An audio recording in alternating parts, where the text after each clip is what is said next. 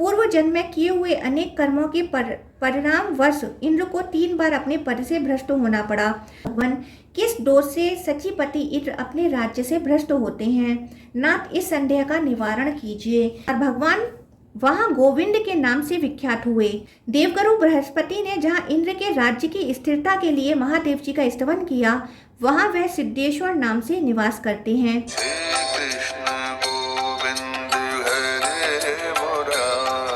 ओम नमो भगवते वासुदेवाय। हर हर शंकर। पूर्ण तीर्थ और गोविंद आदि तीर्थों की महिमा, धन्वंतरी और इंद्र पर भगवान की कृपा। ब्रह्मा जी कहते हैं, गौतमी गंगा के उत्तर तट पर पूर्ण तीर्थ है। वहां यदि मनुष्य अनजाने में भी नहा ले तो भी कल्याण का भागी होता है। पूर्ण तीर्थ के महात्मा का वर्णन कौन कर सकता है, जहां स्वयं चक्रधारी भगवान विष्णु और पिनाकधारी भगवान शंकर निवास करते हैं। पूर्व काल में आयु के पुत्र धन्वंतरी राजा थे। उन्होंने अश्वमेघ आदि अनेक प्रकार के यज्ञों का अनुष्ठान किया, भांति भांति के दान दिए तथा प्रचुर भोग भोगे। फिर भोगों की विषमता का अनुभव करके उन्हें बड़ा वैराग्य हुआ। धन्वंतरी यह जानते थे कि पर्वत के शिखर पर, गंगा नदी के किनारे, समुद्र के तट पर शिव और विष्णु के मंदिर में अथवा विशेषतः किसी पवित्र संगम पर किया हुआ जप तप होम सब अक्षय होता है। इसलिए उन्होंने गंगा सागर संगम पर भारी तपस्या आरंभ की। एक बार राजा धन्वंतरी ने राज्य करते समय एक महान असुर को रणभूमि से मार भगाया था। उसका नाम था तम। वह 1000 वर्षों तक राजा के भय से समुद्र में छिपा रहा। जब उसे मालूम हुआ कि राजा धन्वंतरी विरक्त होकर वन में चले आए हैं और उनका पुत्र राज सिंहासन पर आसीन हुआ है, तब वह समुद्र से निकला और उस स्थान पर आया जहां महाराज धन्वंतरी गंगा तट का आश्रय ले जप और होम में संलग्न तथा ब्रह्मा चिंतन में तत्पर थे। उसने सोचा, इस बलवान राजा ने मुझे अनेक बार नष्ट करने का प्रयत्न किया है, अतः मैं भी क्यों ना अपने इस शत्रु को नष्ट कर डालूं। ऐसा निश्चय करके उसने माया से एक स्त्री का रूप बनाया और राजा के पास आया। वह मायामयी सुंदरी तरुणी देखने में बड़ी मनोहर थी। उसने हंसते हुए नाचना और गाना आरंभ किया। उस सुंदरी का बहुत समय तक इस अवस्था में देख राजा ने कृपा पूर्वक पूछा, कल्याणी, तुम कौन हो? किसके लिए इस गहन वन में निवास करती हो और किसे देखकर तुम्हें इतना उल्लास सा हो रहा है? तरुणी बोली, राजन, आपके रहते संसार में दूसरा कौन है जो मेरे उल्लास का कारण हो सके? मैं इंद्र की लक्ष्मी हूँ। आपको सब भोगों से संपन्न देख बारंबार आपके सामने विचरती हूँ। असंख्य पुण्य के बिना मैं सभी के लिए अत्यंत दुर्लभ हूँ। उसकी यह बात सुनकर राजा ने वह अत्यंत कठोर तपस्या त्याग दी और मन ही मन उसी का चिंतन करने लगे। उसी के आश्रय तथा उसी के आज्ञा पालन में रहने लगे। जब सब तरह से वे एकमात्र उसी की शरण में चले गए, तब उनकी भारी तपस्या का नाश करके तब अंतर्धान हो गई। इसी बीच मैं राजा को वर देने के लिए गया। वह तपोभ्रष्ट एवं विहल होकर मृतक के समान रो रहे थे। मैंने अनेक प्रकार की युक्तियों से महाराज धन्वंतरी को सांत्वना दी और कहा, राजन, तुम्हारा शत्रु तम तुम्हें तपस्या से भ्रष्ट करके कृतकार्य होकर चला गया। तुम्हें शोक नहीं करना चाहिए। प्राय सभी तरुणी स्त्रियां पुरुष को पहले कुछ आनंद और पीछे भारी संताप देती हैं। फिर वह तो मायामयी थी, अतः उसका संताप प्रद होना क्या आश्चर्य की बात है। तब राजा धन्वंतरी का भ्रम दूर हुआ। वे हाथ जोड़कर बोले, ब्राह्मण, क्या करूं? तपस्या के पार कैसे जाऊं? मैंने उत्तर दिया, देवादिदेव जनार्दन की यत्न पूर्वक स्तुति करो, उससे तुम्हें सिद्धि प्राप्त होगी। भगवान विष्णु वेद पुरातन परमात्मा हैं। उन्होंने ही संपूर्ण जगत की सृष्टि की है। तीनों लोकों में उनके सिवा दूसरा कोई पुरुष ऐसा नहीं है जो प्राणियों के समस्त मनोरथों की सिद्धि कर सके।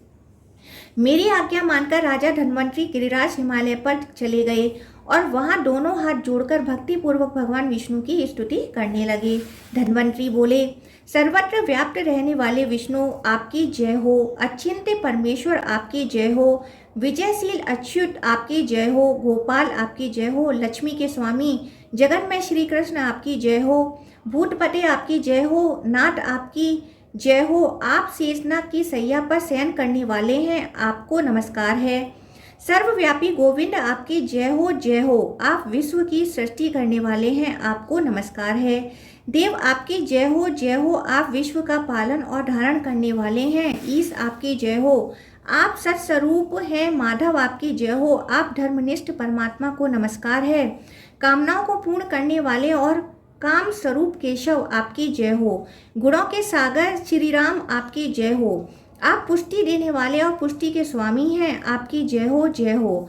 कल्याण दाता आपको नमस्कार है। संपूर्ण भूतों के पालक आपकी जय हो। भूतेश्वर आपकी जय हो। आप मौन धारण करने वाले हैं, आपको नमस्कार है। कर्म फलों के दाता आपकी जय हो। आप ही कर्म स्वरूप हैं। पीताम्बरधारी प्रभु आपकी जय हो। सर्वेश्वर आपकी जय हो। आप सर्वस्वरूप हैं। आप मंगल रूप प्रभु को नमस्कार है। नाथ आप सर्व गुण के अधिनायक हैं, आपकी जय हो जय हो। आप संपूर्ण वेदों के ज्ञाता हैं, आपको मेरा नमस्कार है। आप ही जन्मदाता हैं और आप ही जन्म लेने वाले प्राणियों के भीतर निवास करते हैं, आपकी जय हो। परमात्मन आपको नमस्कार है। मुक्तिदाता आपकी जय हो। आप ही मुक्ति हैं। भोग प्रदान करने वाले केशव आपकी जय हो। लोकप्रद परमेश्वर आपकी जय हो। पापों का नाश करने वाले लोकेश्वर आपकी जय हो। भक्त वत्सल आपकी जय हो जय हो। चक्र धारण करने वाले आप परमेश्वर को प्रणाम है। मानदाता आपकी जय हो। आप ही मान है। विश्व वंदित देव आपकी जय हो। धर्मदाता आपकी जय हो। आप धर्म स्वरूप हैं। संसार से पार लगाने वाले परमात्मन आपकी जय हो। अन्नदाता आपकी जय हो जय हो। आप ही अन्न हैं। वाचस्पति आपको नमस्कार है। शक्तिदाता आपकी जय हो। आप ही शक्तियां हैं। विजय का वरदान देने वाले ईश्वर आपकी जय हो। यज्ञदाता आपकी जय हो। आप ही यज्ञ हैं। आपके नेत्र पद्मापत्र की तरह विशाल हैं, आपकी जय हो। दान देने वाले परमेश्वर आपकी जय हो। आप ही दान हैं। कैटभ का नाश करने वाले नारायण आपकी जय हो। कीर्तिदाता आपकी जय हो। आप ही कीर्ति हैं। मूर्तिदाता आपकी जय हो। आप ही मूर्ति धारण करने वाले हैं। सौख्यदाता आपकी जय हो। आप ही सौख्य स्वरूप हैं। पावन को भी पावन बनाने वाले परमात्मन आपकी जय हो। शांतिदाता आपकी जय हो। आप ही शांति हैं। भगवान शंकर की भी उत्पत्ति के कारण आपकी जय हो। ज्योति स्वरूप आपकी जय हो। वामन आपकी जय हो। विट्वेश आपकी जय हो। धूममयी पताका वाले आपकी जय हो। संपूर्ण जगत के लिए दाता रूप परमेश्वर आपको नमस्कार है। पुंडरीकाक्ष आप ही त्रिलोकी में रहने वाले जीव समुदाय का क्लेश निवारण करने में दक्ष हैं। कृपा निधे विष्णु आप मेरे मस्तक पर अपना वरद हाथ रखिए। समस्त कामनाओं को पूर्ण करने वाले शंख चक्र गदाधर भगवान विष्णु ने इस प्रकार स्तुति करने वाले धन्वंतरी से वर मांगने को कहा। तब राजा ने विनीत होकर कहा, मैं देवताओं का राजा होना चाहता हूँ। तथास्तु कहकर भगवान वहां से अंतर्धान हो गए और राजा धन्वंतरी ने क्रमशः उन्नति करते हुए देव इंद्र पद प्राप्त किया। पूर्व जन्म में किए हुए अनेक कर्मों के परिणाम वश इंद्र को 3 बार अपने पद से भ्रष्ट होना पड़ा।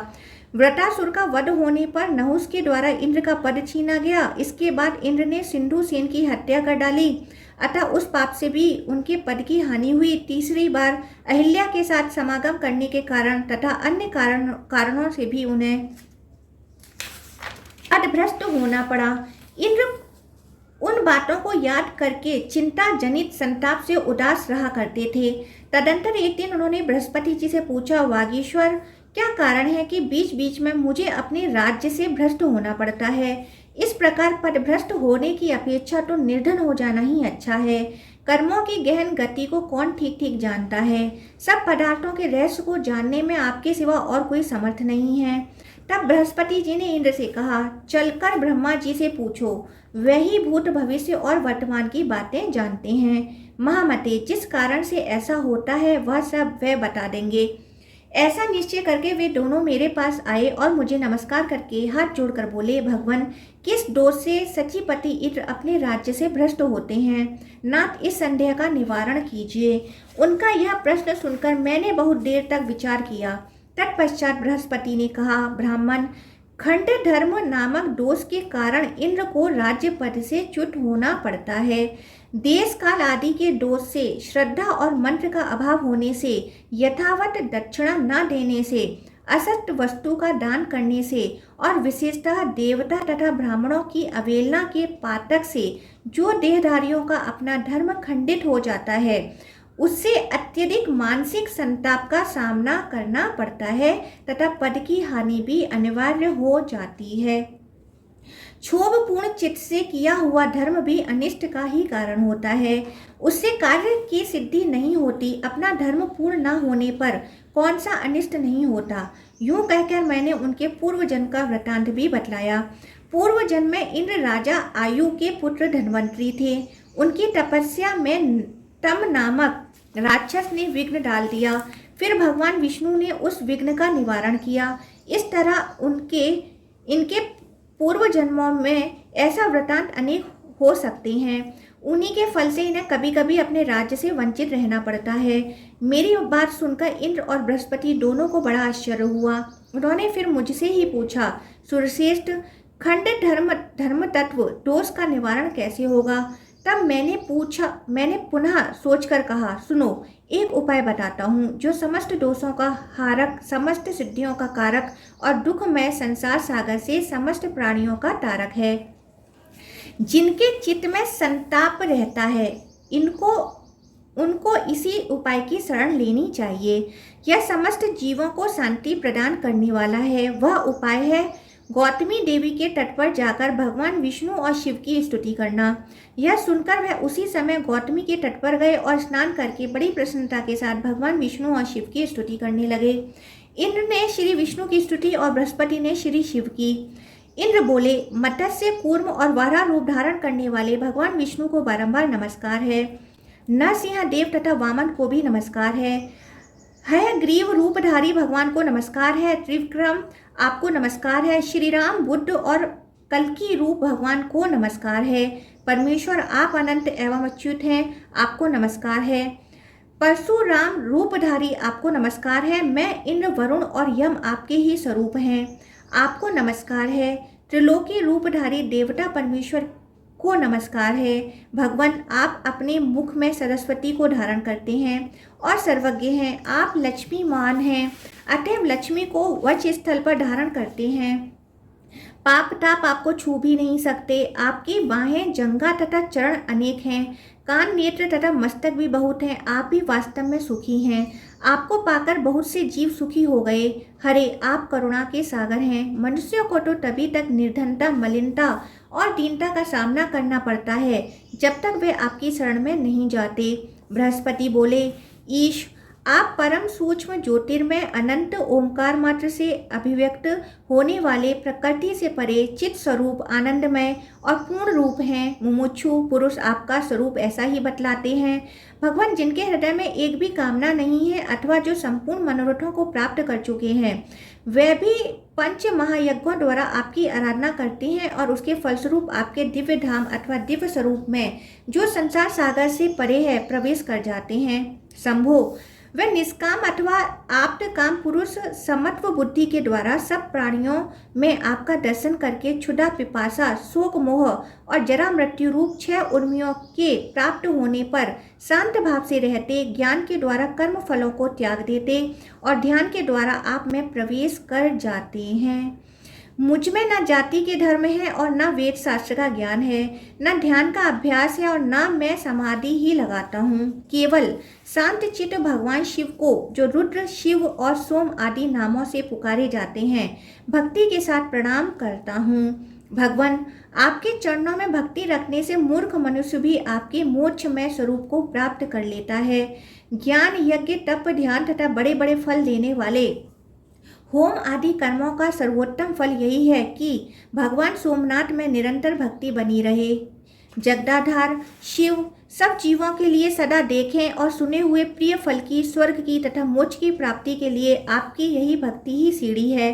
धीर पुरुष आपके चरणों की प्राप्ति रूपी फल के लिए दूसरी किसी सीढ़ी को नहीं बतलाते। दयालो, इसलिए आपके प्रति मेरी भक्ति बनी रहे, आपके श्री विग्रह की सेवा का सौभाग्य प्राप्त होता रहे। दूसरा कोई उपाय नहीं है। ईश्वर, यद्यपि हम लोग पापी हैं तथापि आप अपनी महिमा की ओर देखकर हम पर कृपा कीजिए। आप स्थूल, सूक्ष्म, अनादि, नित्य, पिता माता असत और सत स्वरूप हैं।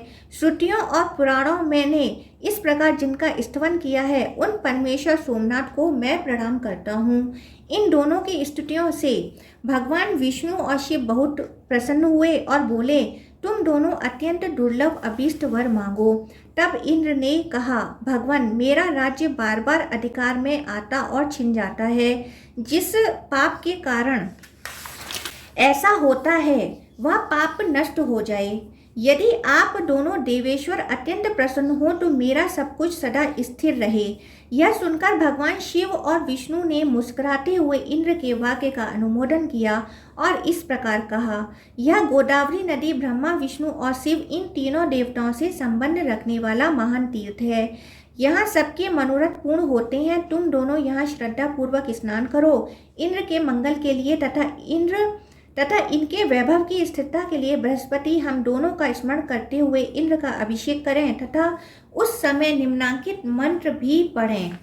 जन्मनि पूर्वस्मिन् यत् किंचित् सुकृतं कृतं तत्सर्वं पूर्णतामेतु गोदावरी नमोऽस्तु ते। गोदावरी, मैंने इस जन्म में अथवा पूर्व जन्म में जो कुछ भी पुण्य कर्म किया हो वह सब पूर्णता को प्राप्त हो। आपको नमस्कार है। जो इस प्रकार स्मरण करके गौतमी गंगा में स्नान करता है उसका धर्म हम दोनों की कृपा से परिपूर्ण होता है तथा वह साधक अपने पूर्व जन्म के दोष से भी मुक्त होकर पुण्यवान हो जाता है। इंद्र और बृहस्पति ने बहुत अच्छा कहकर भगवान की आज्ञा स्वीकार की और दोनों प्रसन्न होकर उस कार्य में लग गए। देवगुरु ने इंद्र का वहाँ अभिषेक किया। उससे एक नदी प्रकट हुई जो पुण्य और मंगला कहलाई। उस नदी के साथ जो गंगा जी का संगम हुआ वह बड़ा ही पवित्र एवं कल्याणकारक है। इंद्र की स्तुति से प्रसन्न होकर जगन में भगवान विष्णु प्रत्यक्ष प्रकट हुए और उनसे इंद्र ने त्रिलोकी का राज्य प्राप्त किया। अतः इंद्रम गाम विंध्यत। इस व्युत्पत्ति के अनुसार भगवान वहाँ गोविंद के नाम से विख्यात हुए, क्योंकि इंद्र ने उनसे त्रिलोकमयी गौ प्राप्त की थी। देवगुरु बृहस्पति ने जहाँ इंद्र के राज्य की स्थिरता के लिए महादेव जी का स्तवन किया, वहाँ वह सिद्धेश्वर नाम से निवास करते हैं। सिद्धेश्वर नामक शिवलिंग की संपूर्ण देवता भी पूजा करते हैं। तब से वह तीर्थ गोविंद तीर्थ के नाम से विख्यात हुआ। वहीं मंगला, संगम, पूर्ण तीर्थ, इंद्र तीर्थ और बृहस्पत्य तीर्थ भी हैं। उन तीर्थों में जो स्नान, दान अथवा किंचित मात्र भी पुण्य का उपार्जन किया जाता है वह सब अक्षय होता है।